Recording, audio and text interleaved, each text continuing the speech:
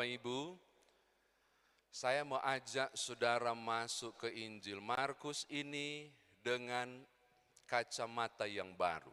Artinya ketika saudara membaca teks ini, saudara harus melihat dengan perspektif baru.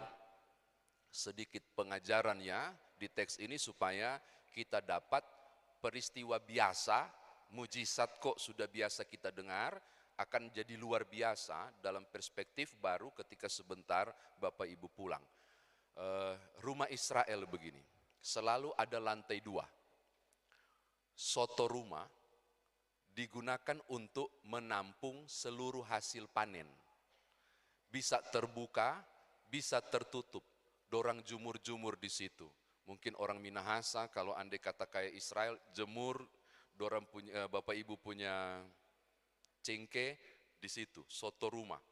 Bukan di atas ya, bukan. Memang disiapkan rata. Rupa dak begitu. Nah, menariknya untuk akses masuk ke soto rumah ada 2. Bisa melalui bagian dalam, tapi juga disediakan tangga bagian luar untuk naik ke atas menuju ke soto rumah. Ini yang pertama. Jadi ingat ya, ada tangga. Yang kedua, tolong bangun di benak Bapak Ibu. Walaupun sedikit teologis ini, bukan bermaksud menjadi dosen untuk ngajar, tapi tolong bangun ke Bapak Ibu. Ciri khas Injil Markus itu satu. Dia tidak pernah berkisah dan menulis kisah Tuhan Yesus mengajar dicampur dengan menyembuhkan. Tidak mau. Penulis Injil Markus selalu membedakan ciri khasnya dia. Kalau Tuhan Yesus mengajar, mengajar. Menyembuhkan, menyembuhkan. Buat mujizat, buat mujizat. Tidak pernah digabung. Tapi menarik, khusus pasal 2 ini dia gabung.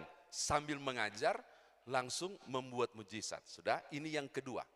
Yang ketiga, setelah Bapak Ibu selesai membayangkan bahwa Yesus harusnya mengajar, tidak pernah sedikit pun diganggu untuk bikin mujizat, sekarang Bapak Ibu bisa bayangkan kisah saya ini. Tolong bayangkan itu rumah, tolong bayangkan padat sekali. Tidak ada akses masuk sama sekali. Menurut teks Injil Markus, semua tertutup. Kemungkinan jangankan lewat pintu, jendela pun sudah nggak bisa. Lalu Alkitab bilang begini, ada 4 orang membawa orang lumpuh. Dia bilang ada 4 orang membawa orang lumpuh. Paralitikon. Kalau ikut King James Version, saudara akan menemukan paralytic. Tapi kalau pakai teks Yunaninya, paralitikon. Itu bukan cuma lumpuh. Tetapi beberapa penafsir menyebut paralitikon berarti dari leher ke bawah. Oke? Jadi saudara bisa bayangkan ini bukan cuma kesok dia, bukan. Betul-betul total lumpuh dari leher sampai ke bawah, paralitikon. Itu bukan lumpuh biasa. Sehingga star membawa orang itu bukan ketemu di depan rumah itu, bukan. Dari rumahnya dijemput dengan tikar baru diusung dan dibawa sampai ke situ. Pas mau masuk, tidak bisa masuk. Tiba-tiba dapat ide menarik. Dorang bilang begini, naik ke soto rumah. Alkitab bilang kan, karena Markus itu lupa, mungkin dia sambil menulis dia lupa, saking takjubnya dia lupa.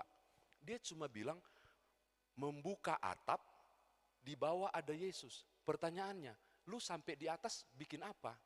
Berarti kan ada proses naik yang tidak ditulis. Maka kita harus bayangkan proses naik dulu. 4 orang dengan tikar, tahu tikar toh? Tilam. Yang tidak kokoh, yang kalau ada orang di situ berbahaya. 4 orang tiba-tiba naik tangga itu. Itu aksesnya, tolong bayangkan tuh. Dan Bapak Ibu tolong hayalkan ributnya mereka. Pas lagi naik, terlalu tinggi, turun sadikingana, naik ulang, awas. Kenapa Bapak Ibu? Naik tangga membawa orang yang tidak tahu menjaga keseimbangan. Lumpuh dari leher. Itu kalau salah angkat, dorang salah angkat, yang satu terlalu kiri, taguling, itu bukan cuma lumpuh dari leher ke bawah, leher ke atas pun lumpuh, mati dia. Jadi kita bisa bayangkan ini situasi yang sangat sulit. Markus tidak mengisahkan, tapi saudara bisa membayangkan. Peristiwa mujizat ini dimulai dari situasi yang sangat sulit. Ini kedua. Sekarang ketiga, pas sampai di atas, backing apa? Oh, dikasih ulur dari soto rumah. Belum. Diulur pakai apa? Mesti ada tali. Pertanyaannya, apakah di atas ada tali? Karena beberapa penafsir mengatakan kemungkinan beberapa orang itu pulang dulu ambil tali. Tapi beberapa ahli mengatakan kemungkinan besar ada tali yang dipakai di soto rumah. Atau ada poin ketiga, membuka jubahnya, baru Israel itu punya dua baju, selalu saya bilang ada dua baju. Baju yang panjang, sama baju yang di luar itu cuma kasih gate begini, itu jubah. Nah itu bisa digunting untuk jadi tali. Saya nggak tahu, whatever, dari manapun talinya. Tapi yang menarik perhatian saya adalah ketika mereka menurunkan empat orang itu menurunkan orang lumpuh itu. Bapak Ibu harus hayalkan aksi mereka. Jadi kan ini dibuka ya, dibuka. Baru mulai diturunkan. Sesunyi ini barangkali waktu diturunkan. Ndak mudah. Itu orang ndak seimbang dia yang lumpuh ini. Karena dari leher ke bawah, ndak bisa batahang dia. Kan dikata dia sudah tahu doa Bapa kami, mungkin doa Bapa kaminya ndak amin-amin waktu kasih turun. Kenapa? Takonya minta ampun. Kiri ngana, kanan, awas terlalu ke bawah. Wih, naik sedikit. Itu kalau orang Manado, Subah Veto, orang di semua di bawah, cepat. Cerewetnya pasti akan ramai di situ. Kenapa saya yakin ramai? Karena Alkitab mengatakan Yesus nengok ke atas. Berarti ada kegaduhan di atas itu. Dan betapa mereka mempertaruhkan satu nyawa untuk turun ke bawah. Pakai tali dengan upaya maksimal supaya sampai mengambil perhatian Yesus, dan Yesus yang tidak mau diganggu waktu mengajar itu mau nengok ke atas. Dan rupanya berhasil. Dan Alkitab menyebut hal yang menarik. Tolong lihat ayat yang kelima, itu luar biasa. Dan banyak ini meleset, banyak dilupakan orang ayat yang kelima ini. Tolong lihat ya, ketika Yesus melihat, garis bawah ini, iman mereka. Garis bawahi iman mereka. Ten pistein. Pistos itu iman. Bentuk jamaknya pistein. Ten pistein. Iman mereka. Kalau saya kaget baca iman mereka. Kenapa dipakai ten pistein? Bukankah yang lumpuh cuma satu orang? Harusnya kalimatnya ketika Yesus melihat imannya, iman dia singular. Harusnya singular. Harusnya tunggal. Tapi ini jamak iman mereka. Harusnya saudara penasaran, iman siapa yang dilihat oleh Yesus? Ternyata bukan iman si lumpuh. Tapi iman yang dilihat adalah iman 4 orang yang lagi hosa-hosa, yang lagi pucat, basuar dingin, kasih turung dari teman itu. Yesus lihat iman itu. 4 orang, pistein. Ten pistein, iman mereka. Iman 4 orang, bukan iman 1 orang. Bagi saya ini misteri. Maka kita harus gali teks ini lebih dalam. Menemukan sesuatu yang dahsyat. Tuhan tertarik pada teamwork dari 4 orang ini. Tuhan tertarik pada kerjasama 4 orang ini. Tuhan tertarik pada semangat persaudaraan 4 orang ini. Dan dengarkan saya, semangat persaudaraan itu membuat mujizat terjadi. Amin. Saudara kalau baca Mazmur 133, itu dahsyat sekali. Di persaudaraan yang rukun, Tuhan perintahkan berkat. Maka saya menemukan hal yang sangat besar itu. Bahwa ternyata dalam kebersamaan ada mujizat. Yang ketiga,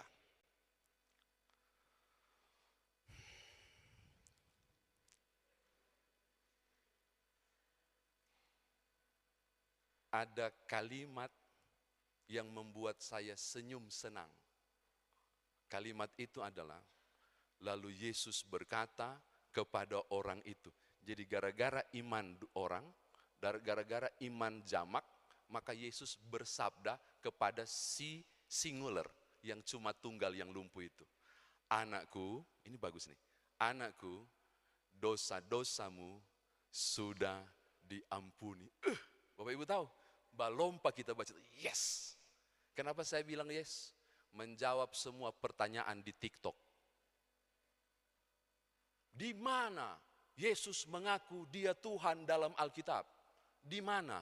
Di mana ada tertulis bahwa Yesus menyebut langsung bahwa dia adalah Tuhan? Saya bilang, ya enggak ada. Enggak ada yang bilang, akulah Tuhan, enggak ada. Tapi secara implisit mengatakan siapa dia, ada. Dia bilang begini, anakku, dosa-dosamu sudah diampuni. Direspon oleh orang Farisi, siapakah dia? Hanya Tuhan yang bisa, hanya Allah yang bisa mengampuni dosa. Apa maksudnya? Ketika Yesus paling gampang dia bilang ini, kepadamu ku berkata bangkit berjalanlah. Dia bisa bilang, tapi Yesus tidak menggunakan redaksi itu. Nanti setelah diprotes baru dia gunakan. Tapi yang paling pertama dia pilih bukan angkatlah tilammu dan berjalannya. Enggak, dia ngomong, anakku, dosa-dosamu sudah diampuni. Apa maksudnya? Dia mau proklamirkan bahwa dialah Allah. Amin. Itu kerennya. Makanya kalau saudara baca teks, wow, ini bagus. Ini mau menunjukkan cuma Allah yang mampu ampuni dosa dan Yesus mengambil itu. Seharusnya Bapak Ibu bangga. Ini jam saya lambat, berputar itu juga lambat. Saya sudah panjang-panjang tapi kok masih lambat ya. Saya kira demikian firman ditafsirkan. Saya enggak panjang-panjang ditafsirkan. Nah sekarang bagaimana kita bawa dalam kehidupan beriman ini saya mau bagi kepada saudara. Yang pertama,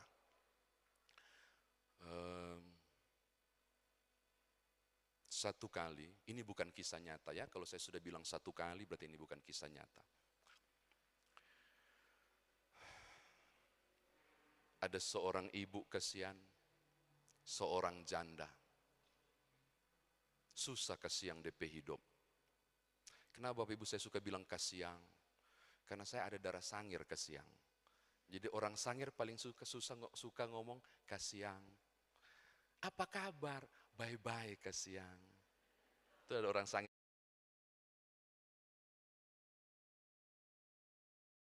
Baju merah di belakang. Sehat-sehat kasihan. Anak seberapa? Ada 3 kasihan. Itu orang sangir. Yang pertama dokter kasihan. Yang kedua pegawai negeri kasihan. Yang ketiga dong pendeta kasihan. Itu orang-orang sangir itu hobi banget bilang. Tapi kasihan itu artinya thanks God. Kira-kira begitu. Mau mengucap syukur. Tapi saya nggak tahu kenapa ya kasihan. Nah, janda ini susah hidupnya. Mirip-mirip dengan seorang janda yang membuat roti untuk Elia. Janda siapa itu? Siapa nama janda yang buat roti buat Elia? Itu bukan DP nama. Itu DP lokasi. DP lokasi di Sarfat. Itu janda di Sarfat. Orang bilang janda Sarfat. Padahal lokasinya di Sarfat. Siapa Bapak Ibu? No name. NN. Jadi itu bisa siapapun. Engkau bisa menjadi siapapun. Bisa jadi janda itu. Yang jadi berkat buat Elia. Tapi ini bukan. Susah sekali kasihan. Kasihan lagi nih. Susah sekali dia. Kalau janda di Israel Bapak Ibu sudah pasti miskin. Karena kalau suaminya mati. Maka seluruh harta kekayaan klan suaminya akan kembali, harta kekayaan suaminya akan kembali ke klan sukunya. Itu sudah pasti. Kisah Naomi, Ruth itu bukti. Jadi miskin itu Naomi. Kenapa? Karena suaminya meninggal. Kepemilikannya di siapa? Kembali ke suku. Siapa yang tebus? Boas. Untung Boas tebus. Jadi kalau bicara soal janda di Israel, pasti miskin. Kalau janda di Tomohon, belum tentu. Ada janda sukses tadi kita ada baku dapan. Pas di muka Pak kita lagi nih. Oke, lagi susah ke siang. Lalu makanan terakhir dikonsumsi tadi pagi. Anaknya masih kecil, tapi imannya luar biasa. Dia berdoa begini, Bapa, Engkau sumber dari segala kekayaan. Engkau memberi apa yang aku perlu. Kirimkanlah makanan hari ini. Kalaupun tidak untukku, paling tidak buat anakku. Ada kasihan anaknya 1 tahun umurnya. Berdoa lagi. Berdoa lagi. Tetangganya ateis. Tidak percaya Tuhan. Terganggu dengan doa ini. Kenapa dia ribut-ribut di situ? Dia buka pintu. Baru pergi ke depan. Karena ini kan orang kontrak toh. Orang berkontrak satu bedeng. Gimana kan Bapak Ibu tahu nggak kontrakan yang cuma dipisah-pisahin oleh itu. Nah, dia keluar, dia berdengar. Ada berdoa apa ini janda? Ya ampun, dia ketawa. Hihihi. Tuhan mana yang mesti makan pangana? Ateis. Tidak berhenti, dia tetap berdoa, tetap berdoa. Si ateis ini sudah sangat terganggu. Lalu dia kerjain, dia kasih ide begini di pikiran. Kita mau ambil rantang, kita isi nasi, kita taruh lauk. 4 sempurna, 4 sehat, tanpa 5 sempurna, Dia kasih susung. Oh dia baterek tuh janda itu, oh Tuhan berikanlah aku makan, berdoa terus kan, berikanlah karunia berkat-Mu supaya hidup dan seterusnya. Terganggu dia, sambil bawa rantang, dia badekat. Kong dia toki, tok, baru dia lari bersembunyi. Itu janda kata dia buka pintu. Dia lihat itu rantang. Oh eta, dia tersungkur sambil nangis. Dia glory haleluya. Bapa Engkau sungguh baik. Hanya beberapa jam dari doaku, Engkau jawab segala sesuatu. Laki-laki suka tahu begitu di sebelah. Dia tidak tahu padahal kita yang kasih ini begitu. Ini menangis sambil pujian. So agak reda, datang itu laki-laki satu. Bu, so ada makanan, sudah puji Tuhan, Tuhan baik loh, Tuhan kirim. Oh, cocek deh, udah tulisan spidol apa inisial di situ. Pas lihat, itu tak punya. Jadi Bapak yang kasih iyo, bukan anak Tuhan, kita yang kasih. Tiba-tiba ibu itu serius, lipat tangan dan berdoa sungguh-sungguh. Bapak, Engkau luar biasa. Ternyata setan pun Tuhan pakai untuk menjawab doaku ini. Sudah tangkap maksud saya? Allah bisa pakai segala cara. Mujizat bisa tidak jatuh dari langit, tapi bisa dalam proses. Mulai dari mana? Kerelaan 4 orang ini. Saya bilang, dengarkan. Dimulai dari kerelaan 4 orang ini. Maka hal pertama saya bilang begini. Tanpa kepedulian untuk mewakili kepedulian Allah, engkau tidak bisa dipakai Tuhan untuk jadi alatnya. Saudara harus memiliki kepekaan dan kepedulian bagi orang lain untuk menghadirkan mujizat. Banyak orang senang doa Yabes. Pernah tahu doa Yabes? Kiranya Engkau menyertati aku berlimpah-limpah. Keren banget itu. Tahun 94 dia booming. Baru ajaibnya bagian terakhir.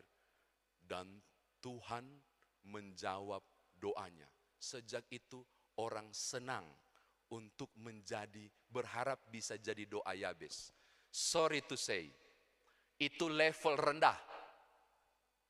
Terserah Bapak Ibu mau tersinggung, tidak usah undang ulang Pak kita. Tapi kita mau bilang, kalau engkau cuma ingin jadi seperti Yabes, itu level rendah kekristenan. Cuma minta angka begini, tengada, minta Tuhan curahkan. Tapi engkau tidak tahu proses perjalanan Yabes yang sesungguhnya. Yabes dalam bahasa Ibrani penderitaan. Because I borrow him with sorrow.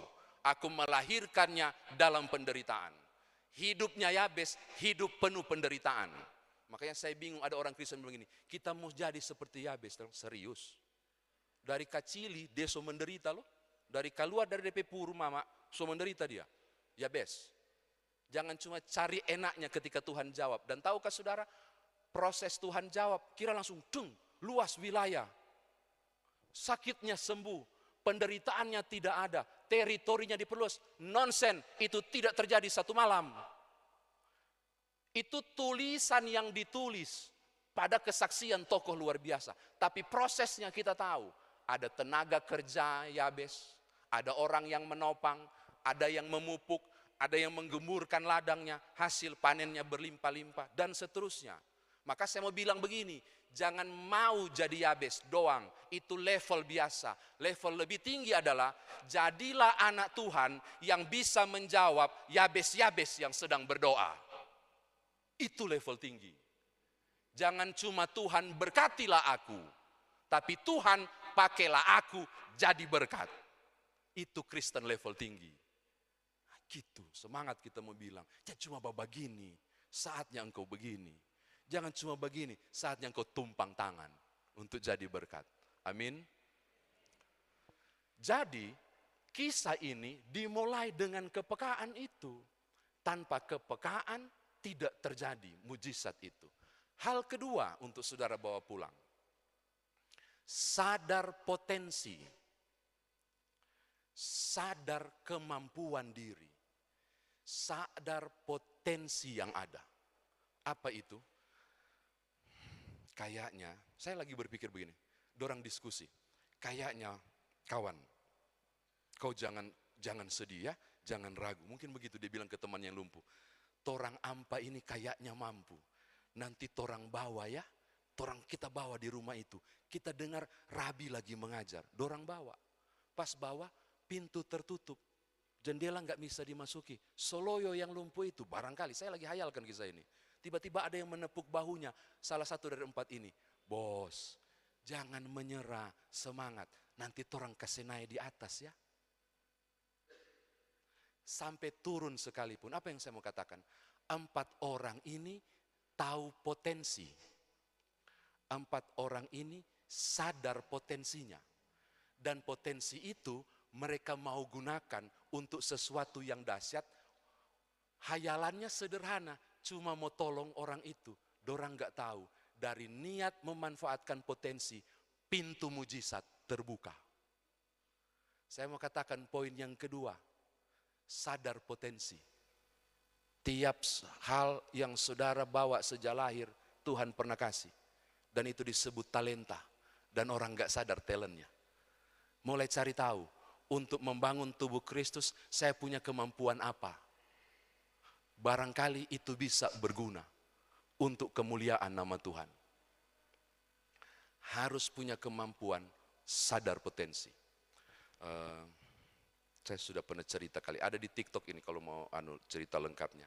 Waktu pengucapan syukur anggur, pasti sudah pernah dengar kan?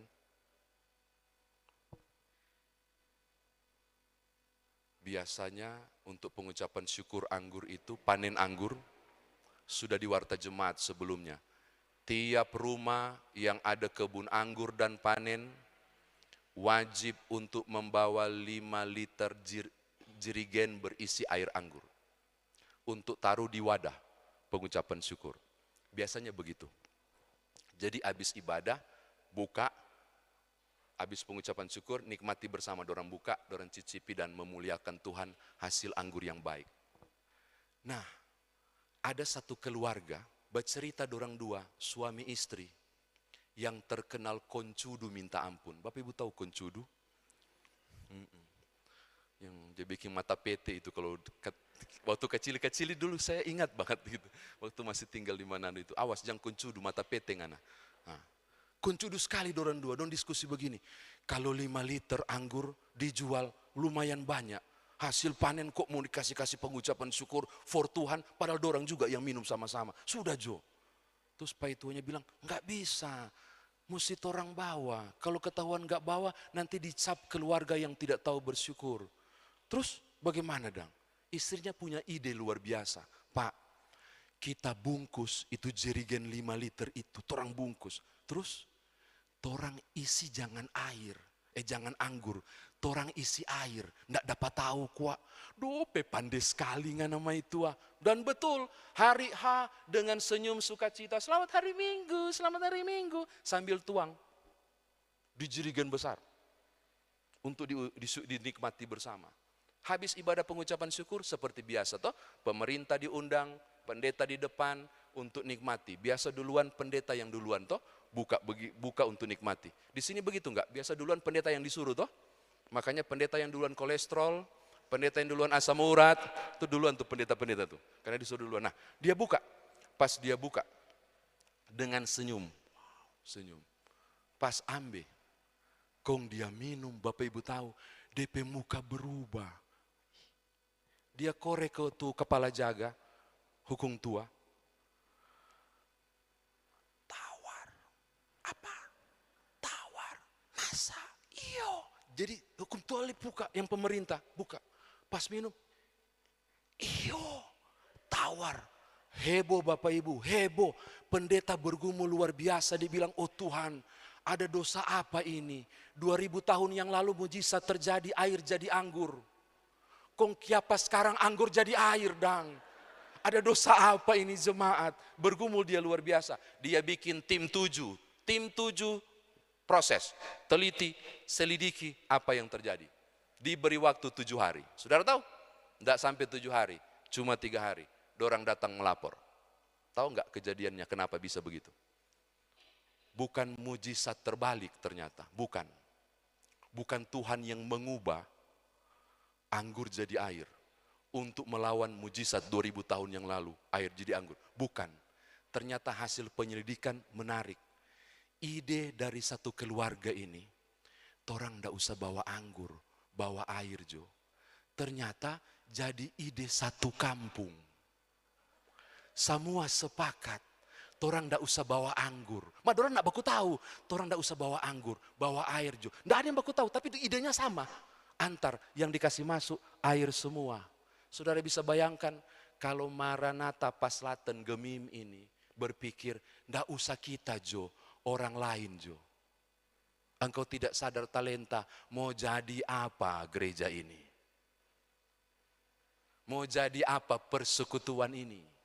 Kalau engkau berpikir orang lain Jo, saya jangan. Mujizat terjadi karena orang sadar potensi dan talenta untuk dipakai bagi kemuliaan Allah. Amin. Nah, yang cuma amin-amin dan semangat hari ini. Kemarin tadi kami ada pembinaan seminar untuk Pelsus. Yang hadir 5.000 orang. Kasih makan dengan 5 roti dan 2 ikan tadi siang. Semua ada kerja ya, jadi sedikit-sedikit. Ini yang kedua yang saudara bawa pulang. Yang ketiga, hokmah atau hikmat dibutuhkan untuk proses menurunkan orang lumpuh itu. Ide sehebat apapun harus dipertimbangkan dengan baik supaya segala sesuatu berjalan dengan baik. 4 orang ini menguji dan menimbang luar biasa apakah memungkinkan naik ke atas dan menurunkan dari soto rumah. Markus tidak bilang, saya yang bilang, tapi saya percaya ini yang terjadi. Mereka memperhitungkan dengan hikmat segala ide brilian itu berjalan dengan baik atau tidak. Poin ketiga mau bilang begini kepada Bapak Ibu. Dalam hal pelayanan, persekutuan dan kesaksian, ide cemerlang sekalipun harus diikuti dengan hokmah atau hikmat untuk menjalankan yang cemerlang itu. Membuat perhitungan-perhitungan yang tepat supaya mujizat terjadi. Maka poin ketiga mau bilang begini kepada Bapak Ibu, seluruh warga jemaat di gereja ini, sebagus apapun ide saudara, itu perlu diuji. Dan proses uji itu banyak cara. Entah rapat kah para di sidang majelis jemaat, saya enggak tahu. Atau rapat panitia kah, saya enggak tahu. Itu menguji tiap ide itu dengan hikmat. Maka jangan memiliki telinga tipis. Kalau ide tidak diterima, walaupun terkesan brilian. Berapa banyak gereja rusak, bukan karena persekutuan tidak solid, tapi karena ide cemerlang dimiliki oleh beberapa orang yang memiliki telinga tipis. Ide ditolak, sakit hati. Keluar cerita kejelekan, kurang apa saya? Hati-hati, iblis menabuh gendang, jangan menari di atasnya. Warning cukup kuat, segala sesuatu baik, tapi tidak semuanya berguna. Artinya sehebat apapun ide saudara, mesti diuji. Berguna enggak atau tidak? Kemarin tadi siang kita ngomong di sini. Ada gandum, ada ilalang tumbuh. Lalu si hamba bilang begini, kita cabut saja ilalangnya. Sang Tuan bilang, jangan, kalau kau cabut, gandum bisa kecabut. Ide yang baik belum tentu berfaedah, belum berguna.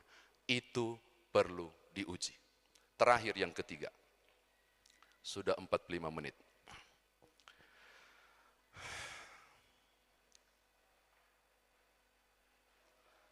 Tadi mati lampu di daerah tempat itu toh. Jadi saya mandi kucing. Cuma basiram begitu. Jadi mulai fogado sekarang. Yang ketiga. Tiap karya dan tiap talenta dipertaruhkan untuk kemuliaan nama Tuhan. Tetapi tidak tiap karya dan tiap talenta itu nama saudara disebut. Contoh, tolong cek Injil Markus. Tolong cari tahu siapa nama 4 orang itu yang mengangkat orang lumpuh itu.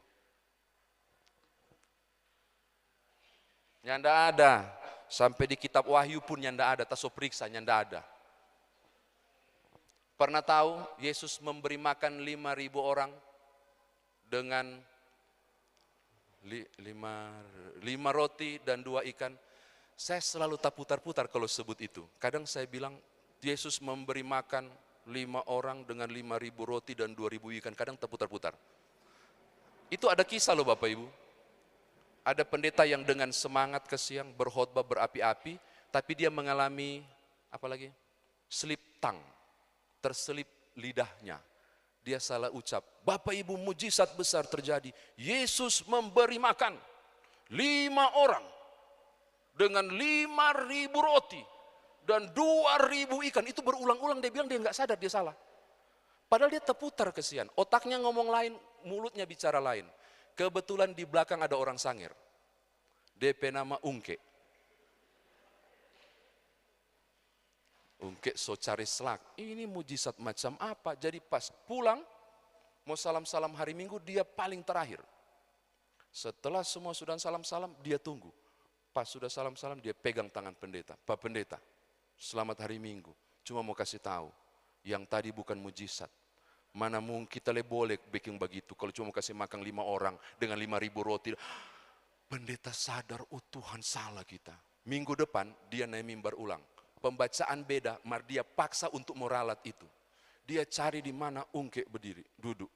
Oh di belakang, pakai baju hijau dengan kacamata di belakang batik. Itu. Dia bilang, saudara, saya minta maaf, minggu lalu saya keliru. Yang benar adalah Yesus memberi makan 5.000 orang dengan 5 roti, sambil dia lihat tungkik itu, 5 roti, 2 ikan, sambil gitu.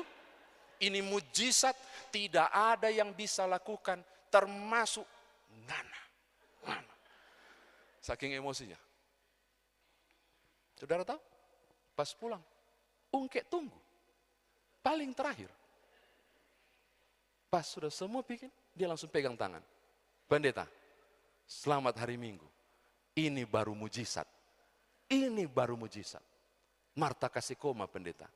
Kalau cuma mau kasih makan 5.000 orang, Ungke masih mampu.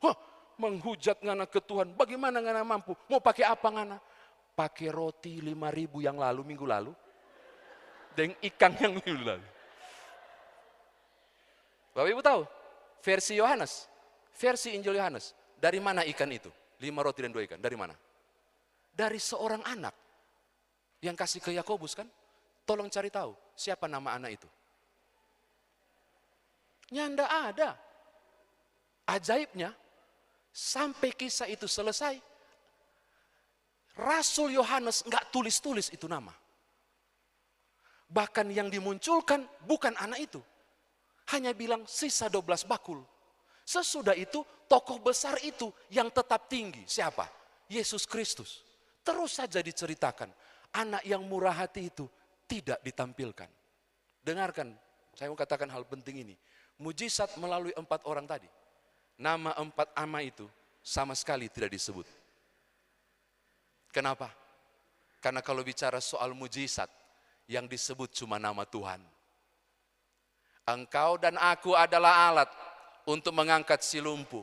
Tapi kita cuma alat, yang punya kuasa adalah Yesus Kristus. Maka yang ditinggikan adalah Tuhanmu dan bukan engkau. Amin. Gitu. Jadi kalau itu sumbangan, tidak masuk di warta jemaat, jangan kecewa. Kalau di GPIB Bapak Ibu, warta jemaat lengkap. 4 halaman terakhir itu warta keuangan. Itu ditulis sumbangan dari Bapak ini, tang. Itu kalau nama tidak masuk. Oh weta, dia sudah enggak fokus di khotbah, cuma bolak-balik 4 itu. Ada jatuh di mana tapi nama P huruf dan sudah enggak suka cita itu. Saya mau kasih tahu kepada saudara, ketika engkau memberi nilai berapapun, minta maaf, nilai itu cuma dicatat oleh bendahara. Sorry to say. 5 juta engkau sumbang, yang mencatatnya siapa? Bendahara gereja. Tapi ketulusanmu dicatat sorga. Dengarkan, nilainya dicatat bendahara. Tapi ketulusan dan kebaikan saudara, kemurah hatian saudara, dicatat oleh sorga. Makanya memberi bukan berdasarkan kantong baju, tapi kantong hati. Menolong orang lain untuk jadi mujizat, namaku tidak perlu disebut. Karena nama Tuhan yang harus ditinggikan dan diagungkan. Tapi saya mau kasih dalam kurung sebagai pendeta. Tetap mau bilang, mesti dicek. Jangan kaget enggak sampai. Oh betul, maaf saya harus bilang begitu. Relakan. Tapi tolong cek, so sampai, sudah. Mar enggak tercatat, enggak apa-apa. Enggak usah tulis, Tuhan so catat kak, itu lebih bagus. Tapi kalau enggak tercatat, dan cek, enggak sampai, sorry enggak sampai. Jam baku sedu, iyo, taruh di situ. Kiranya Tuhan mengampuni tangan gaib itu. Ya, tangkap ya poin ketiga. Ketika saudara menjadi alat Tuhan untuk jadi mujizat bagi orang lain, lakukanlah dalam ketulusan. Tidak harus disebut, tidak harus disampaikan. Amin. Tadi terakhir, ini terakhir sekali. Saya mau tutup dengan sebuah ilustrasi. Bukan karena titipan orang, tapi ini saya ingin sampaikan. Karena banyak orang berpikir, bertumbuh bersama, berbuah bagi Kristus, itu jatuh dari langit, nyandak ke siang. Itu proses panjang 4 orang yang berpartisipasi. Gereja ini akan bertahan, itu dari Tuhan. Tapi prosesnya Tuhan pakai orang lain. Tuhan pakai saudara dan saya. Janganlah kamu khawatir. Burung di udara tidak menanam, diberi makan oleh Bapamu di sorga. Maka orang bilang, itu pendeta salah satu ayat yang memungkinkan mujizat itu dipercaya jatuh dari langit. Burung tidak perlu menanam, tapi dapat makan. Masa Pak Pendeta tidak yakin bahwa itu murni berasal dari Tuhan? Saya langsung bilang begini, ini handphone. Buka Google Chrome di handphone, baru ketik tolong cari. Burung mana yang Tuhan kasih makan dalam sarang? Nyanda ada. Dia harus mengepakkan sayapnya dan mencuri gandum petani untuk makan. Apa maksudnya? Berkat datang dari Tuhan. Betul. Mujizat datang dari Allah. Betul. Tapi engkau harus bergerak menjemput mujizat itu. Oh, saya studi khusus soalnya dari Matius sampai Yohanes tentang mujizat. Dan saya menemukan dan tersenyum. Tuhan tidak pernah bikin mujizat Tuhan Yesus sendiri. Selalu gandeng orang-orang terlibat di dalamnya. Contoh, mujizat apa? Silakan sebut, saya bisa sebutkan bahwa Yesus menggunakan tokoh yang lain. Air jadi anggur. Siapa yang kasih penuh itu tempayan? Memangnya Tuhan Yesus? Nyanda, Tuhan Yesus lagi duduk manis. So penuh bos? Belum Tuhan, kasih penuh. Siapa yang angkat itu air? Pelayan. Yesus menyembuhkan orang buta sejak lahir. Orang buta sejak lahir. Langsung sembuh di situ? Enggak, dia meludah ke tanah.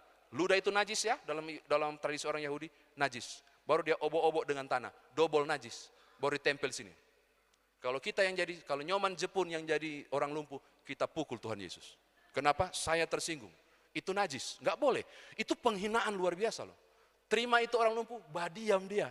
Nunut, diperintahkan, jalanlah engkau ke kolam Siloam. Jalan dia. Pas sampai kolam Siloam, basuh dengan muka. Dia cuci muka. Pas dia cuci muka, wow, mujizat terjadi. Saudara bilang itu murni dari Tuhan Yesus saja? Enggak. Kenapa? Karena 700 tahun sebelum Yesus pakai kolam Siloam itu, ada seorang raja namanya Hizkia. Dikepung luar biasa, dan dia gali mata air Gihon, kasih tembus dalam tembok, gali kolam, dia tampung Hizkia tunnel, dia gali terowong, bukan got ya, terowongan, tidak ada yang ketahui itu ada air di bawah, dia gali, dia tampung di kolam itu dikasih nama kolam Siloam, yang berarti yang diutus. 700 tahun kemudian Tuhanmu dan Tuhanku pakai untuk menyembuhkan orang buta sejak lahir. Dan kemudian di era tahun 2000, pemilik yayasan rumah sakit memberi nama rumah sakit Siloam. Makanya kalau nggak ada Hizkia, nggak ada rumah sakit Siloam. Betul, dia yang kasih nama. Dari manakah Yesus bisa menyembuhkan itu? Dari Hizkia 700 tahun sebelum Yesus. Apa yang saya katakan? Perbuatan mujizat yang saudara dambakan, itu selalu menggandeng sesama untuk jadi alat sekerja, kawan sekerja Tuhan untuk hadirkan mujizat. Maka engkau harus beri hatimu dan kerelaan waktumu untuk dipakai Tuhan menjadi sesuatu yang luar biasa. Amin. Saya ingat waktu COVID-19 Bapak Ibu, mai tua kena COVID. Orang diisolasi di pastori. Pemerintah di Palembang ketatnya minta ampun. Dikasih tanda orang pastori itu COVID. Oh Tuhan, padahal saya enggak. Anak-anak enggak, cuma mai tua, tapi terisolasi orang. Mau makan apa? Ada beras, itu lauk bagaimana? Tahu enggak? Tiba-tiba dapat WA loh, dapat WA. Pak Pendeta, tolong lihat di garasi. Siapa? Ada rantang. Saya nangis loh waktu itu. Saya tidak menyangka Tuhan pelihara saya melalui seorang ibu janda yang sudah tua, yang datang takut-takut menyeberang jalan ke siang, baru taruh di pagar garasi, plastik merah, ada rantang 4 lengkap, isi lauk di situ. Dan aku memuji Tuhanku, padahal yang antar oma-oma janda. Kenapa? Karena saya tahu Tuhan gerakkan dia menjadi alat, supaya aku dan anak-anakku makan enak hari itu, di kondisi terisolasi. Saya mau katakan hal yang sama kepada saudara. Mujizat terjadi dari Tuhan, tapi Tuhan bisa pakai hatimu untuk kemuliaan namanya. Terakhir, tadi sudah terakhir sekali, belum habis-habis, minta maaf. Saya mau tutup dengan ilustrasi, tadi saya janji ya, ilustrasi. Dan ini barangkali membuat saudara mengerti bahwa, orang tidak bisa bergerak jemaat ini tanpa kebersamaan dan kepedulian, sadar talenta, kepekaan untuk maju bagi kemuliaan Tuhan. Ada peresmian gedung sekolah minggu. Itu donatur tunggal Bapak Ibu. Di buku 1500 cerita bermakna kalau nggak salah saya baca itu. Donatur tunggal. Saya baca itu sambil terharu loh. Wow, ini keren banget ini disampaikan ke jemaat. Kenapa? Kisahnya menarik. Ternyata ibadah syukur. Waktu pendeta itu berkhotbah dan seterusnya dari mimbar, si donatur tunggal ini kan diundang satu-satunya tamu. Orang lagi sukacita dengar khotbah, dia lagi murung. Setiap kali lihat di mimbar dia langsung tiba-tiba tunduk, menghapus beberapa butir air matanya. Dia lihat lagi, dia tunduk sambil dia gerak-gerak kakinya gini-gini. Pendeta lihat dari atas, ini orang kok nggak sejahtera ya? Pas habis ibadah mau ramatama, mau makan, Pendeta itu datang mendekati, Pak minta maaf, mau tanya, jangan marah ya. Selama ibadah kok kelihatannya kami semua sangat sukacita, Bapak justru yang jadi berkat buat kami malah tidak sukacita. Apakah ada salah penyambutan dari kami? Tuh, mulai sensitif ini pendeta tanya. Oh tidak, kata dia. Enggak Pak Pendeta, enggak. Terus kenapa? Dia bilang, Pak saya mau cerita sesuatu, kita agak minggir dulu supaya orang ramai enggak dengar. Dia cerita Bapak Ibu. Ternyata dulu dia memiliki panggilan untuk full time bagi Tuhan dalam pelayanan. Tapi penggodaan luar biasa menurut dia, bisnis yang diwariskan bapaknya harus dia jalani. Jadi akhirnya dia nggak jadi katanya masuk sekolah teologi, malah urus bisnis dan bisnis berkembang luar biasa. Dan dia bilang begini, Pak Pendeta, makanya tiap kali saya lihat seorang berjubah berdiri di mimbar, saya terpukul. Saya menyesal, aduh andai kata saya jadi pendeta bukan jadi pebisnis ya, dia bilang begitu. Saudara tahu? Pendeta itu rangkul dia dan ngomong begini, Pak, kalau Bapak kecewa tidak jadi pendeta karena jadi pebisnis, saya bilang andai kata Bapak jadi pendeta dan bukan pebisnis, saya yang kecewa. Maksud, Pak, kalau andai kata Bapak jadi pendeta, saya enggak yakin ada orang yang rela untuk jadi donatur tunggal, membangun pelayanan sekolah minggu bagi kemuliaan Allah dengan sukarela. Sambil erat dia rangkul, Pak dengarkan saya. Panggilan kita sama kok untuk kemuliaan Tuhan. Tapi caranya bisa berbeda-beda. Amin. Saya bertoga, beliau bertoga. Engkau tidak, tapi tujuannya sama. Supaya nama Tuhan dimuliakan. PL singer yang luar biasa dengan pita suara yang diberkati. Tujuan kita sama untuk kemuliaan Tuhan. Panggilannya sama, tapi cara bisa berbeda. Tolong sadar potensi. Tunggu dulu, saya mau tutup tapi saya mau tanya. Saldo di sini bagus-bagus, aman-aman? Tuhan punya pelayanan, Tuhan yang pelihara gereja ini. Tidak peduli saldonya, Tuhan yang pelihara. Tapi Tuhan bisa pakai Bapak Ibu untuk pembiayaan pelayanan di gereja ini makin baik untuk kemuliaan Tuhan. Jangan koncudu for gereja, mau bilang begitu.